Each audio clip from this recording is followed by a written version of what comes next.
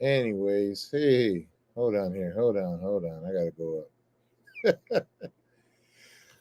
What's up, everybody? It's your host, Carlos Tacos. We have an awesome show for you guys tonight. So, with that, I do wanna. I mean, because then I'm like, you know what? It's because it's live, so I'm gonna be like, oh, I'm gonna mess up someone's name. Let me bring him on the show right now for you guys. Hold on, we got. Come on, where'd you go? Oh, well, now you want to act up. There we go. We got Mary in the stage. Hey, everybody say hi to Mary. We got Miss Patty on the stage, and then we got dun dun dun Mayor Pro Temp Tamisha Torres Walker. How y'all doing? All right. So we had a council meeting on Tuesday, correct?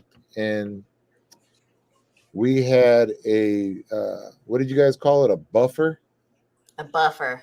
It right? was a buffer for homeless people around churches and schools. Right.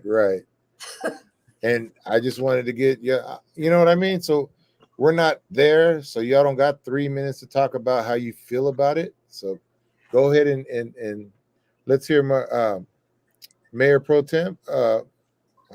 I got you on, how you felt about it, but you ain't got 3 minutes here, girl. You can talk all you want.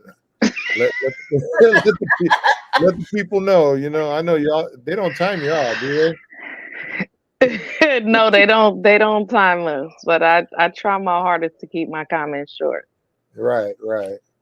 So But that's not always as effective because you usually say the things that the rest of us are thinking that need to be said. Yes. We'll be back there like, yes, she said it. I'm not gonna raise my hand and ask for questions. I'm not gonna disagree with that. I'm not gonna disagree with that. So I mean, do you want me to just give my thoughts now, or hear from you all? give your thoughts. What? Because people kept like, "What's a buffer?" The people are like, "What's a buffer?" Because if that's the case, I got a buffer. I want to buffer my neighbor, because they're loud. We're getting that now. He's a jerk. I want to buffer him. So maybe just like let the people know what a buffer is. So, I mean, I know a community member came and gave a definition of a buffer, and more, the context that was given at the council meeting was like it's a zone that's placed between, like, some buffer zones could be like, oh, you can't, um, a buffer zone for toxic waste, or like the community member was like, a buffer zone from the definition that they pulled up is like to keep a certain, like, property or miles from, like, harm or things like that. I think what the community, with the tragic accident that happened at the church, I think what people came asking for was like more support with security, but also a buffer zone. And so what they meant was that they want miles or feet where people, unhoused people, cannot set up encampments or camp out or live near a school or a church. So what this buffer zone could do, what it will actually do in operation if the city moves forward with this type of ordinance, is, say the ordinance is an unhoused individual could not set up an encampment within 120 feet of a school or a church. Well, if that happens, then, and a unhoused person does, then they will be actively violating the law and could be not just moved but arrested. Wow. And so the challenge with the buffer zone is, right now what people are struggling with is just moving people from spot to spot. No criminal intent. Nobody is arrested or taken to jail. But if we create this buffer zone, then it will essentially be against the law for any unhoused person to live near a school or a church. And so that could be whatever feet that the ordinance entails. So if it says you cannot have an encampment within 120 feet of a school or a church, and you end up doing that, not knowing, right? Because most of these folks aren't coming to the city council meetings. They don't know what laws we are enacting unless they're educated by you folks. Then say Right. they set up an encampment within that buffer zone, within that 120 feet, then not only can they be moved, they could be arrested for breaking the law. And now they And gotta so now what we would do is essentially move away from just taking, what people struggle when you move encampments where they lose all of their belongings. This could be a potential for an individual to lose their freedom because we will be essentially criminalizing people for being unhoused. Wow. So in essence, homelessness would be a crime in that If you tried to live near a school or a church, yes. Yeah. Wow. Wow. Mary, I know you got something to say. I always have something to say. This has been like making me so angry for the last 2 days. I've talked to so many members of the community. I've talked to your church. I think Right. Drew has somebody that's going to come from a church to talk from the Latino community about how he feels. Right. I know that I've talked to people that have been homeless and how they feel about it, especially kids and teenagers who sometimes will tool around on their bike till midnight, and then when nobody's looking, go find a safe spot to sleep on the campus. Right. Which I know they're not supposed to be there, but if that's where they're going to be safe. We're looking at a group of people that has laws to protect them, kids. They already have a buffer zone. They have a drug-free buffer zone. They have a Megan's Law. You can't be around kids within X amount of feet. They have laws already that are protecting them. But who is protecting the kids that are known to be homeless, that are not known to be homeless, who are couch surfing, that might, end up hanging out in a encampment? Right. Protecting them. And without solutions where we aren't moving them from place to place, without a bed to give them, without services, meal, shower, clothing, they're already have it rough enough. And now their friends are going to say, oh, that's zones out there. Why are you at school? And that just creates more things. And then they see their parents got arrested for being 120 feet instead of 121 feet. Right. And now they can't get a job. So I don't know. It's making me very angry. I'll tell you who I'm angry at later. Yeah, so stay tuned, folks. Stay tuned to the end. Miss Patty, your thoughts? Well, I was new to this buffer zone, the language, what it entails. I just wish we had more approaches, more earth-like, holistic spaces for humans, because at the end of the day, we're all human. Right. And criminalizing them just puts them further down in this hole of just no return. Like I wonder, where did we come up with this buffer zone? Why was that recommended? We need resources, maybe deploy mobile units that can really be dedicated and funded by the city to make sure that these families and folks are doing all right. It's hard for them to get around, even to get to city council meetings without a vehicle, without internet, or without knowing the dates and the times. It's the representation for these houseless community. They're not, we have community members, thankfully, that reach out and do the outreach that's necessary. But we need to be more vocal about the existence and come up with more holistic solutions to help and empower everyone in our community, no matter where they come from, no matter how old they are or what they look like. This is Antioch. This is a home for anyone that's here. This is where we live, and we need to make it a better space for everybody. And that's Right. not criminalizing them. Right, right. So for anybody that's just tuning in right now, we're talking about there may be a buffering ordinance, or is that the proper term, or law? Yeah, it would have to be, it would have to become an ordinance, and then that ordinance would become a local law, and then Right, effectively would be, because laws are enforced by law enforcement, right? Like when it's a, everybody knows this, right? It's like you enact the law, it has to be enforced, and the enforcement will be through law right, enforcement, so policing. And so what essentially will happen if this ordinance goes through, it will be essentially a crime to camp near a school or a church. Now, there was conversation around like, well, should it be all schools or churches, or should it be churches with school, like accredited schools tied to them?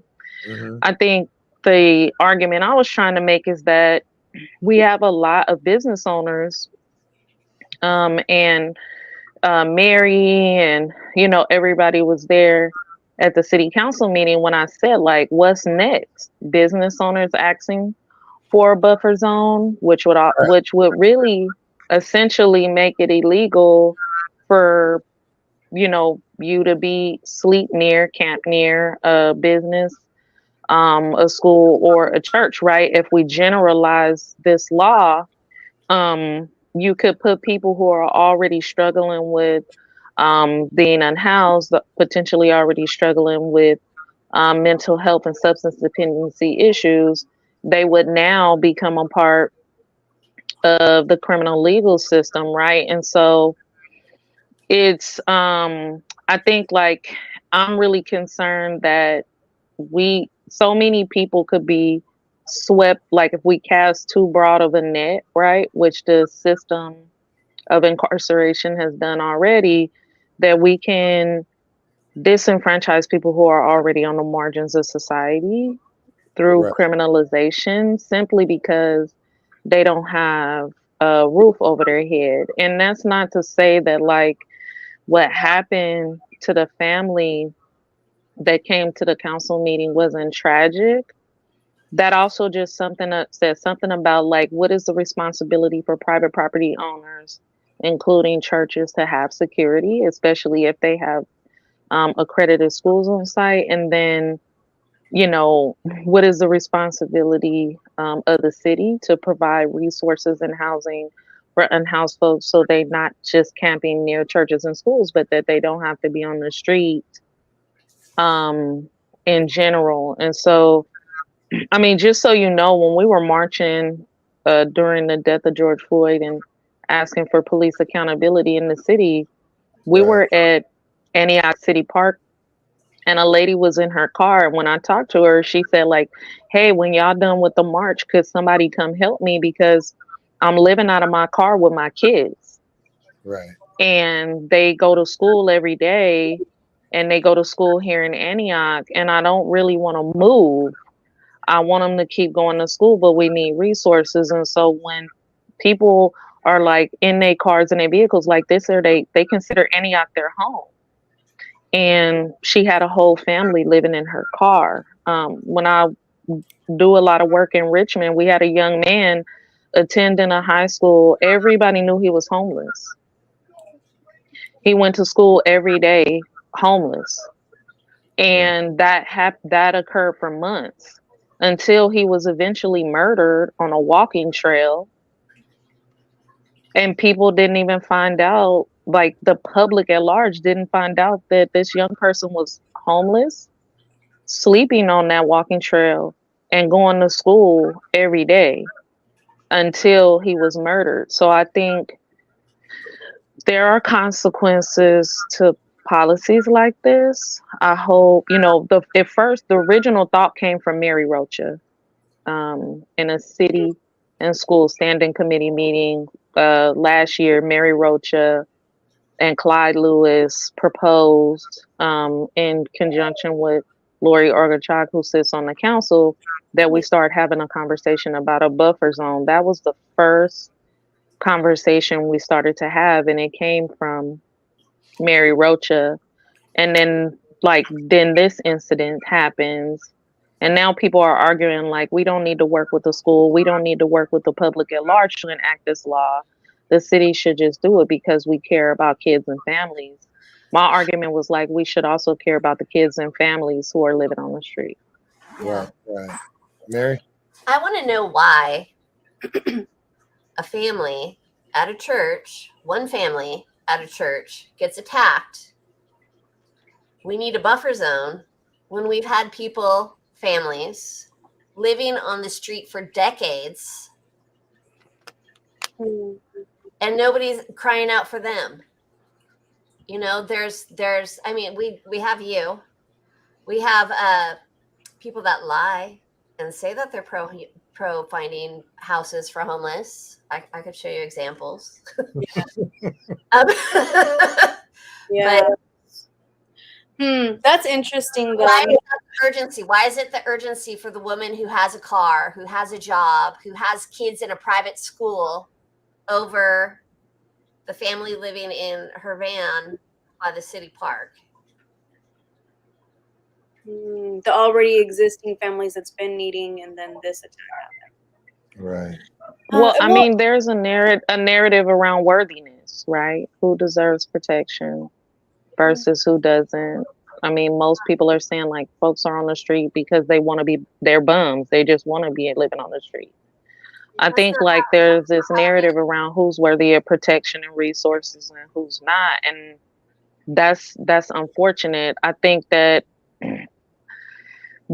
we've had so many unhoused people die since I've been on council, like out in the streets, in the elements, ran over by trains, cars, dying of natural causes on the street, and we haven't expressed the same sense of urgency as quickly as this is taking place. But we also all have to recognize that there are elections coming up. People are running for higher office, and they want to be seen as like, I don't want to say tough on crime, but we have to be mindful that sometimes in an effort to, have, what you need to run for office, people will make commitments that either they will never, produce on, or that will eventually harm another part of our community. And I think that's what we're seeing right now in Antioch. That's 100% what we're seeing right now in Antioch. Specifically, Mike Barbanica has a nice page where he talks about all he's done for the homeless. I call him and ask him for help, and he ghosts me. I've seen that he's cleaned up some trash outside a methadone clinic, and he stalks his neighborhood in the morning. He's real proud of that, or his district. But I haven't, and I think he might have talked to Andrew once or twice on the phone. But if I go out on the street and I ask, who do you see helping you? Nobody says, oh, it's Mike. They say, oh, it's Nicole. It's Carlos. I go to the COC. I spend the night at Winter Nights. They all have something, and it's never Mike. And he's definitely trying to ride that train. If you look at what he's written about himself, that's what he's writing. And it's not true. I haven't seen that yet. Pro buffer zone. I get that you want kids to be safe. I want kids to be safe. I got 5 of them. I track them. But I don't want my kids to be separated from kids because of, what they look like on the street. I want them to view people as people. I want them to know that this person is worthy of your time. Sit down, talk to them, have a drink of water with them, buy them a sandwich, you know, talk to them, find out what they need, find out what they're scared of at night, and then go try and do something. Write a letter to your city council. Do they read them? I know some of them do. Mm-hmm. It's gentrification of Antioch. It's separating us. We're looking to separate the extremely poor from the affluent, and the more people that come in and buy these houses that were affordable houses 10 years ago are coming in and they're buying, you know, $7 and $8 and $900,000 houses. Mm-hmm. The city, the people that are running for office that don't care, they need to get that look off the street to sell their houses. And unfortunately, two of those people that are pro buffer zone are both in real estate. Mm-hmm. Not only that, though, I mean, let's talk about it, because it's unfortunate that people's lives, in a way, and our housing is a business, and it's been a business for a very long time. And like my family, we moved out of Silicon Valley and came out to Antioch. We got pushed out of our little apartment, and we made it out here. And the same thing's happening. And I know someone that was pushed out of his home. His name is John Buffo. He lives in Martinez now, and his home was targeted, paintballed, and it pushed him out. I don't know what the housing circumstances were, but it pushed him out of the town.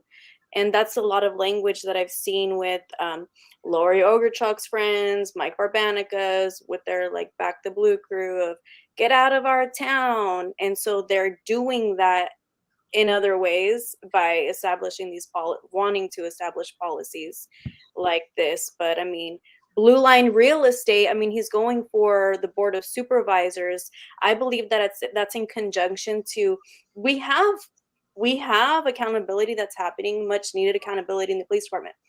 Let's not forget that Mike Barbanica is former police from Pittsburgh, and I think that it's in his crew's interest to go on to the board of supervisors to, in a sense, back the blue up there, maybe from other, or I don't know what it is, but it's not right. And you can't go on to lead at a higher level when you can't even make these decisions for tenants that were getting pushed out because of their rent going up, that were being harassed. And his defense on that, it was always very intimidating and trying to intimidate tenants from organizing. But it makes sense because his real estate property management name is Blue Line Real Estate. Blue Line Real Estate, yeah. Blue Line Real Estate. And so this is a business, and for some people. But then we have leaders that are for the people. So it's important to identify and to just know, like, are you for the business or for the people? They're making it very clear with their inactions and him recusing himself during very important policy changes. But that's my 2 cents on that. I don't know if you all have ever heard of the concept of the circle of human concern. And when you think about the circle of human concern, I don't want to say that Councilmember Barbanica doesn't care about families. But when you talk about the circle of human concern, we draw a couple layers, right? And then right in the middle, at the center, we put all of the people who we have the most concern for. And so from what I'm hearing from you all as it relates to this like concept of circle of human concern is that the people at the center aren't the ones, aren't unhoused folks. No. Uh-oh. She's back, right? Uh-oh. She was on a roll right now too. I always think of the what is it? Pavlov's hierarchy when I think about people on the street and how they're going to behave. You know, when they have a house, when they have food, when they have water, they behave differently because their basic needs are being met. And the more needs that are being met, the more they behave appropriately, of like how the rest of the community is behaving. And that doesn't necessarily mean that you have to have a traditional house. It just means that you have to have a place that you call home, that you feel safe in. And sometimes it's a tent, sometimes it's an encampment. But if we keep moving them, they're not going to feel that way. Or So there has to be something in place for them to if we don't want them near the schools, we need to have a place that's close enough to the schools that the kids can still walk there, because we have federal acts in place that are saying that we owe these children transportation to school. yes. And we're not providing them transportation to school. We're not even providing them, I mean, sure, we're providing them lunches, but that's where it's ending.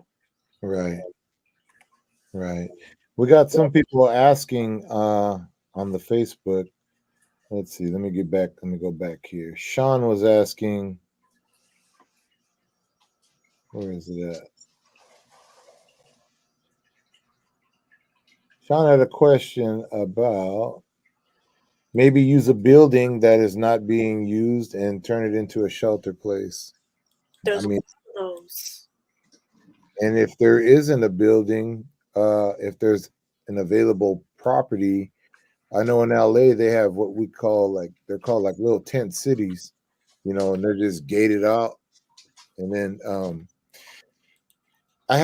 they buy the sheds, but there's a guy in Oakland that you guys should check out. I haven't heard from him since the pandemic started, but before that, his name is Greg Clone, and he's a construction guy. He has all the tools, and what he does, he go around Oakland, and he's picking up all the wood and just he would even like he'll find an aquarium, and then that's your window, and he makes it like a you can grow plants in there and stuff, you know.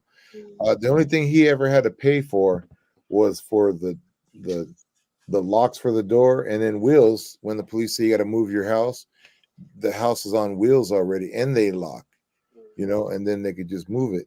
I would think we could do something like that.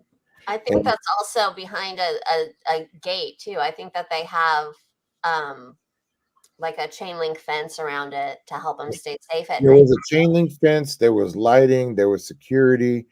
You had to check in at the you know, in the front with security and all that. So yeah, I mean, that's just a thought. And then like if we did it that way, and Greg Clone had it set up to where you can stay over there. He had a warehouse in Oakland. You could stay with him as long as you wanted until you learned how to do it. Then you can go back to whatever state you were from or city, and then he was teaching people to do it and going back where they're from and do it over there.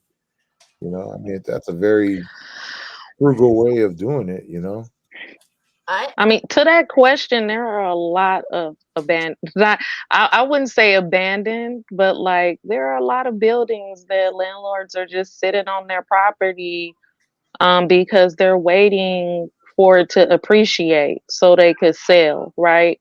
Right, right. There, you know, it didn't really go through, but the city of Richmond almost over 10 years ago, all the number of like properties where landlords were absentee, the city said we're gonna claim eminent domain over your property if you don't either sell, fix it up, or do something because it caused a public health risk. I mean, look at the fire that happened behind the police department. Like, people are going to find shelter where they need to find shelter. And if that's a building that's been sitting empty for 30 years, I mean, I'm going to squat there too, right? Like, I'm going to find housing there too. Right. I had a conversation with Andrew Becker, and he was explaining the fire and how people are living. You think that's the only um, unaccompanied building that unhoused people are living in across this city? Right. No, but people don't care if they're living in absentee landlord buildings, because then you don't have to see them physically see them on the street. People will say, I don't mind people being unhoused. I just don't want to see them, right? Um, and it's just like the lack of empathy because you don't want to have to like struggle with your own humanity by seeing somebody else struggle. When I was a young adult, I lived in apartment buildings with absentee landlords all the time Right. because I was homeless. We would go in, we would find a way to cut on the water, we would find a way to cut on lights. If we couldn't cut on lights, we would use candles, we would find a way to cook. But as long as we were out of the rain, out of the sun, and didn't have to sleep on the streets and were able to feel safe, we would take over those apartments. I mean, look at what happened in Oakland with the Moms for Housing campaign, where they Right. took over a house with their children and you know, it was a long fight for them, but eventually they got that house, but they shouldn't have had to take on that fight. I know right now myself and Councilwoman Wilson are meeting to develop like what type of plan can we make for emergency shelter housing in Antioch? Who can we partner with for 24-hour parking for people in, you know, I guess their RVs or whatever. What can we do to bring pallet shelter housing to Antioch? If folks remember, it was a hard fight to even get a home key application. And then it still didn't happen. And so there are a lot that we're thinking about, but in the meantime, once we stop seeing unhoused people on the street as a result of this ordinance, people can't be fooled to think that we housed people. Well, we actually would house people. We would just rehouse them in jails Right. because now essentially they've broken a local law. Mhm. Yeah. Yeah. Jail is the only place where there's housing that's guaranteed, And food. right? 3 meals a day. And right. And you know, I get that people are struggling with mental health and substance dependency issues. My brother does. And at times it could be dangerous, but when you don't have families that have resources and support, their family members end up on the street. Um, you know, policies most often don't center people or lead with compassion. I think this policy is not going to be a good look for unhoused folks. We might see a lot of unhoused folks ending up in our local jails as a result. I wonder if people will stop helping as much too if there's not, you know, the visual of the homeless people on the street because they think that the problem's been solved. Yeah. I'm still gonna continue to help. I will Um too. we got a question here too. Someone's asking, Melissa's asking about what about the veteran homeless? Is there, she gave an example that it took 2 years for her father-in-law, who's a disabled veteran, to get his voucher. It took 8 months to get him off the streets because he needed an advocate, and it was Melissa that helped him. Hmm. Is there anything Ve- set aside? Veteran services, you know, they're there. They aren't always that accessible. From what I hear from some veterans, is like some people get access to right away and some don't. And I just want to recognize it's like once we start to peel the unhoused population off like that and start seeing veterans, seniors, youth, then we also decide who we're going to rehouse and who we're not going to rehouse. And so I think it is important to work with veteran services to give people access to benefits that they already should be entitled to. I mean, they Right, serve this country. They serve this country. There's no reason they should be living on the street. And there are resources out there. I've talked to many folks, but it's not at the scale that it needs to be. But I want to caution us away. Although we know all of these populations exist, there are resources for every individual who is unhoused, whether they're a senior, a woman, a youth, a veteran. There are resources. right. But again, like this ordinance isn't talking about finding people housing. This ordinance is talking about criminalizing people for being unhoused. without solution. Wow. Hmm. You know, again, you mentioned the building, the warehouse that was on fire, and today I had an outreach, and everyone that was in that building came to the outreach, and I had asked them, people were talking about that fire, and it kind of, he was like, yeah, I mean, that's just one. They've had a few fires there, and just thank God that they were all right. They actually have like a young lady staying there now too, a teenager. So it's not just adults anymore. Now there's we got a lot of teens on the streets now too out here. So besides the veterans and the regular the adults, now we got to deal with teenagers too. It's like, what do we do? Do we have one program or 3 programs that we have to do? Well, that's another thing that the school district isn't addressing. The school district isn't actively interviewing families about their living conditions. They put out that survey at the beginning of the year where you check a box how you're living, but there's not enough boxes to check. You can't say, oh, I'm living with my neighbor, I'm living in my car, I'm sometimes we're in a car, sometimes we're in a hotel. I mean, they don't make it like that. And there's so many people that fit in so many of those different boxes that would bring in, more funding and more services for that community. It could be a foster youth that's not in a foster home, but they're living with a grandma that just, took them in. But they're still in that same category. They're still in the category that needs those services. Right. And nobody's raising their hand and saying, I'm that person.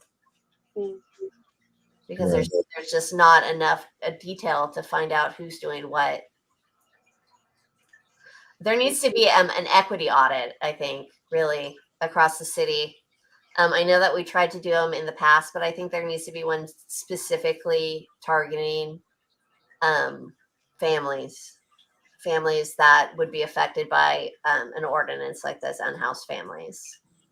Because I don't think it's going to be like, my brother sleeping on the street that's sleeping by a school. I think it's going to be, a man and his dog, or his wife, or not his dog, sorry. But it's going to be somebody that needs to have that location. Right. Yeah, we absolutely need an equity audit. I feel like, is it happening? From my understanding, it was pushed back for a long time by the superintendent. First with, just 6 schools, and then months pass, and then now we're at 100% equity audit in all the schools.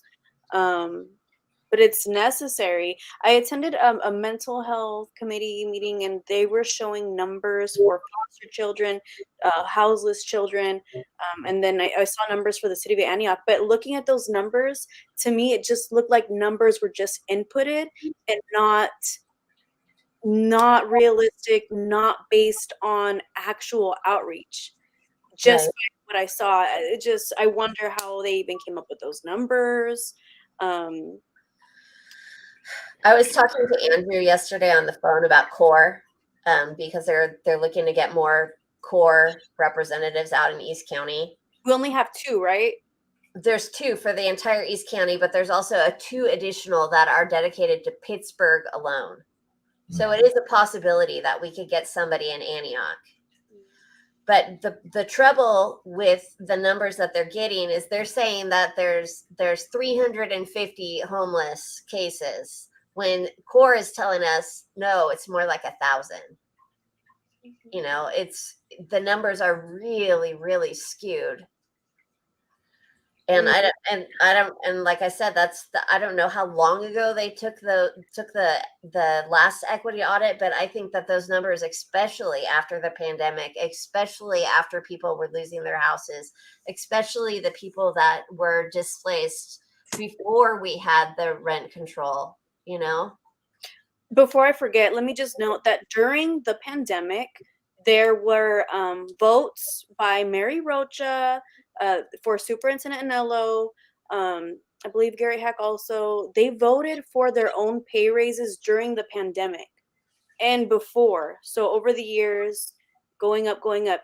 So you have people in these positions that during this vulnerable time for the community, they took it upon themselves to vote for salary increases for the senior officials.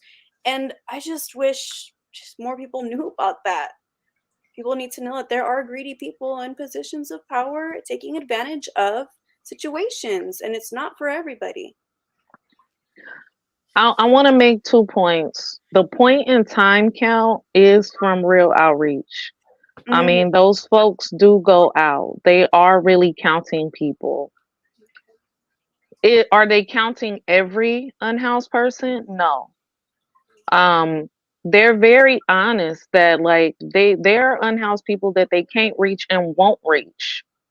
Um, for instance, say maybe those people who are living in abandoned buildings or buildings with absentee landlords. How could they count those folks? So I think like those are real people, those are real numbers, and and it could be higher because there are people missing, and that's in every point in time count.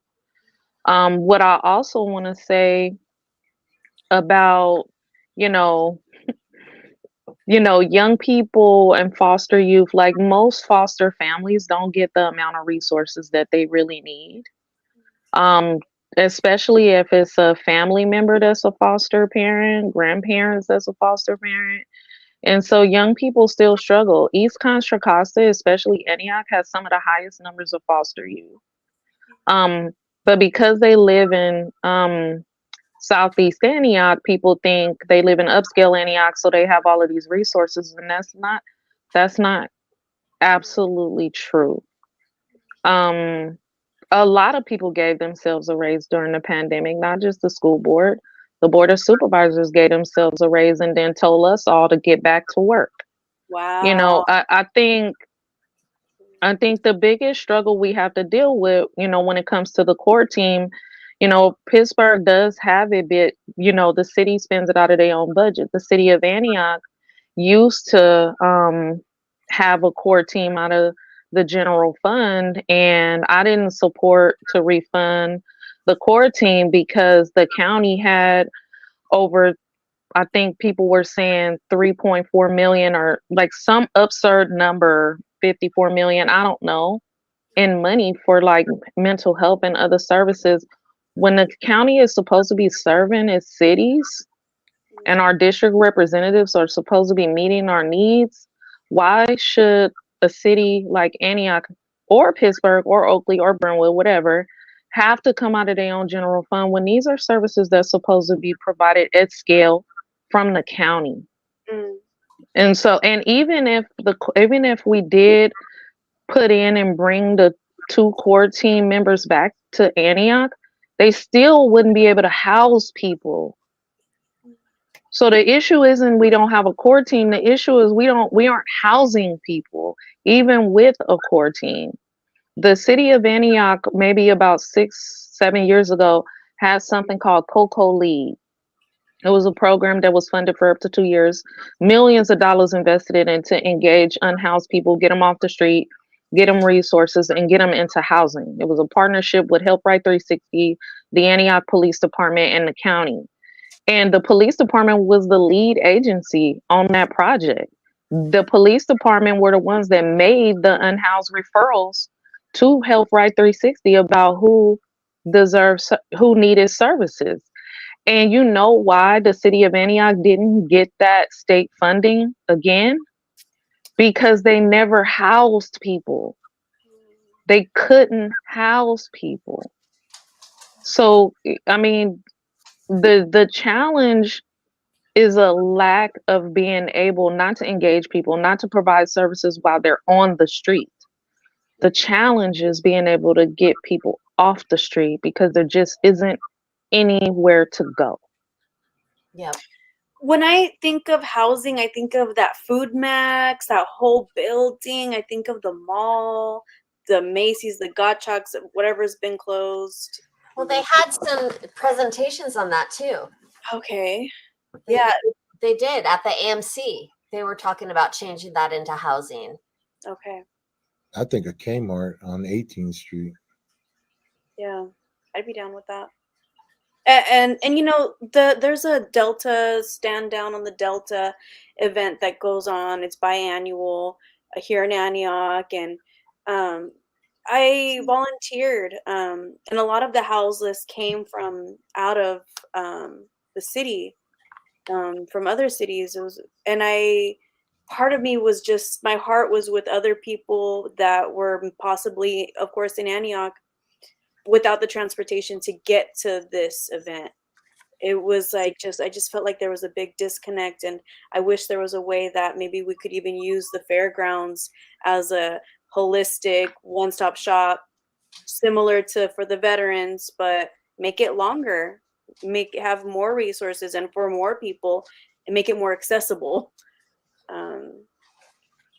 just to identify more needs and account for what we have here in our community. And so what would it take for us to get the buffer zone scrapped off the table? I guess that's a real question. people I mean, power. how do we just stop talking about that for right now, because we really don't need that extra stress?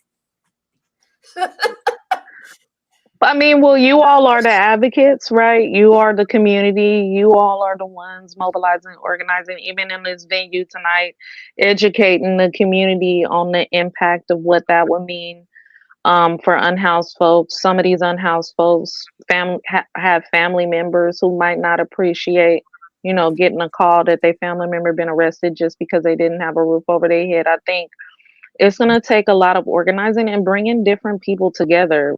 My proposal to send it back to the standing committee for the school district is because this needs to be a bigger community conversation. I don't think this is something that the council should just vote on its own. And people who know me, I'm never been a big fan of police in public spaces. Where, even if you aren't, because people say we're taxpayers. If you spend $1 in Antioch, you paid a tax. You paid a consumer tax. So essentially, even people who don't pay property tax, they pay consumer tax, and unhoused folks pay consumer tax. They're paying taxes in this city when they buy products, and so everybody should be involved in the conversation so we can find solutions. When the city voted to just contract with an agency to move people, we could have partnered with safe, organized spaces that actually go into encampments, clean them up, help people with employment and training, help people, get healthy while on the streets and move from the streets and get into employment. But we don't think as far as just, the solutions don't all, the council is very reactionary at times.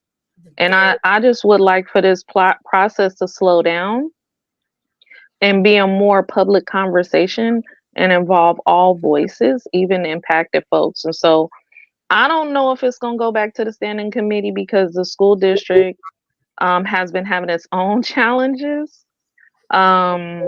We know that the superintendent is not a big fan of the city council majority because we didn't vote to put police in schools. I remember that.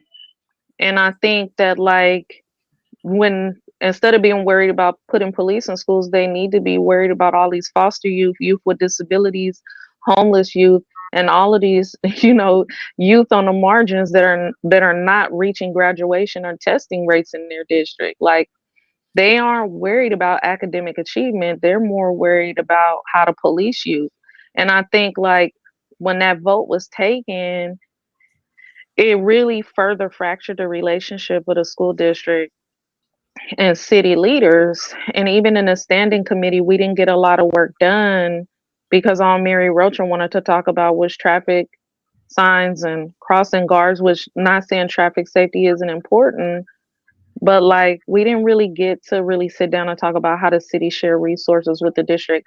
I don't know if that's going to move forward Councilmember Urbanica wants it to come back in a month. I would say you have a month to mobilize, organize, and increase voices around solutions. Mhm. So Carlos, this is where you come in. Right. We need your help. We need you to get the other chaplains and the other pastors and the homeless people that you're doing outreach with, and we need them all to come to the next city council meeting. And then Patty and we're going to get the parents and we're going to go to the school board on the 25th, and we're going to say this needs to be a conversation that we have. We need to communicate with the two of this. This is ridiculous. And before the 25th, we need parents to go to October 19th. There is a Moms Demand Action Group meeting. And it's important for many mothers, fathers, parents, families to attend this. This is October 19th at 5:30 p.m. Here in Antioch? Here in Antioch, 41 East 18th Street. Moms Demand Action Group. We need to be present. AUSD also send out a reminder. Well, that would be a good place to ask people to come to the school board too, because if we're putting pressure on the school board, which I know they respond to because I put a little pressure on them last month and they responded quickly. I've been asking for a lot of things from the school board.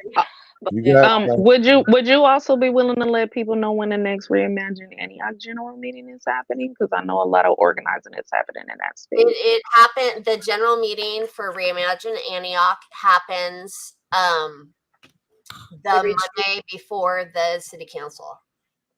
So it won't be this upcoming week, but it will be the following week, the 23rd. And if that is something that you would like to be a part of, it is a public group of people that want to see change in Antioch, but they want to see it collectively, and they want to see it done for what Antioch wants. So if that's something that you would like, you could reach out. Put your name in the comments. I'll find you. Right. I'll find you. Melissa says we got a whole team of people that will find you. Melissa's saying she's in. Or is she coming with us to the meetings? So what we need to let the people know right now is when are the meetings, the times, and where at. Okay, so the next meeting for Reimagine Antioch is going to be in 2 weeks on Monday. It's at 7:00 on Zoom. Like I said, I'll put my contact information in both the chats, the one for this live stream on YouTube, and then I'll also pass it on to Carlos. Right. The second meeting is the city council meeting, which is on the second and fourth Tuesday of every month at 7:00. Come early. Make your summons. Bring a snack. Speak, listen, be part of it. The more voices, the more that gets heard. And it happens. I've seen it happen. And then school board is 7 p.m. on October 25th. It's a small space. We can fill it up. All right, for the city council meetings, first timers, anybody's allowed to speak, and you got what, 3 minutes, or how does it work? That depends on it depends on the number and who's chairing the meeting. But I know it wasn't confirmed by city clerk, but the rules, the mayor has said no rules. So if you speak in the first public comment segment earlier in the meeting, you can't speak in the last segment later on in the meeting. Depending on the number of people, you may get a full 3 minutes, a minute and a half or 1 minute to speak. There is no Zoom. Bring back Zoom. Yeah. I'm not gonna stop fighting for that. I think, was it Brentwood? Mm-hmm. Some city decided to keep. There are cities that are keeping Zoom. I know the board of supervisors still have Zoom. So, hopefully we can bring that back. But if your voice want to be heard by the council, you can come to the council meeting. You can email all of us if you can't make it. Everybody's voices need to be heard. I have a question for you. I've been talking to people that don't want to, be me and be seen and talked to, and known who's saying it. If they're writing a letter, is it going to be read in the city council meeting? Because I'm sure we can No, get letters. All right, so we it'll need to just be entered into record, but it won't be read. okay. The crazies ruined it. They're the crazies that were making threats in people's names, my name against elected, just in talking their racist stuff, ruined it for folks that really cannot make it in person. All right. Well, I think people just need to get a backbone and not let their ego get in the way. The reality is, as I said on council for more than what felt like forever, hearing racist, misinformed, derogatory comments, and not one time did I ask to cut offer to end Zoom. I think because it's a part of democracy. Like, I don't appreciate hate speech, but I mean, we have to find a way to involve our voices. So if people could come out, please do. Right. One more question. I've and don't laugh at me because I don't know. I've seen this before. So can one person who wants to talk, can they bring two people and then those two people sign up too, but then give their minutes to the one person? They can't do that? No, so the mayor ended that as well. So you cannot you cannot sub your time to another individual. You have to speak on your own behalf, and you can't speak on the behalf of any other individual. Sorry. So what we've been doing, this is the trick. Okay, It's going to be a public trick. We write down the whole thing. I read it. Somebody's following along on the paper. When they go up, they start reading from that spot. Oh, yeah. Strategy. We need strategy. Well, that's what we did. That's what we did with Reimagine Antioch. Francisco, myself, Tiki, we all had the same script, and we just read from the top as far as we could to the bottom until we got it all done. Smart. Wow. Love it. Awesome. Well, I just want to, we talked for an hour. That's good. That's exactly what I wanted. Prime time. Remember the 80s. I just want to thank you all for your time. Again, so the meetings are the second and fourth Tuesday of every month at 7 p.m. at the Antioch City Hall. Yes. Okay. And if you want to talk before then with other members or not members, but people that live in Antioch, let us know who you are. We really want you in the group. We want public opinion. We want people to talk. We want to come up with solutions together. Yes. And we want to organize and tell Antioch what the people want. We want to dismantle supremacism. And yep, that's right. People are saying thank you all for your time, and I want to say thank you all for your time. Mary, Patty, Mayor Pro Tem, I appreciate you guys. This is we needed to elaborate more on what happened on Tuesday, so I'm glad we had this talk. I really do appreciate all of you and everybody that's tuning in, and we'll do this again next Thursday, 8 o'clock. Thank you all, and thank you. Thank you, Carlos. Thanks, Carlos. We'll talk to you later. Sure.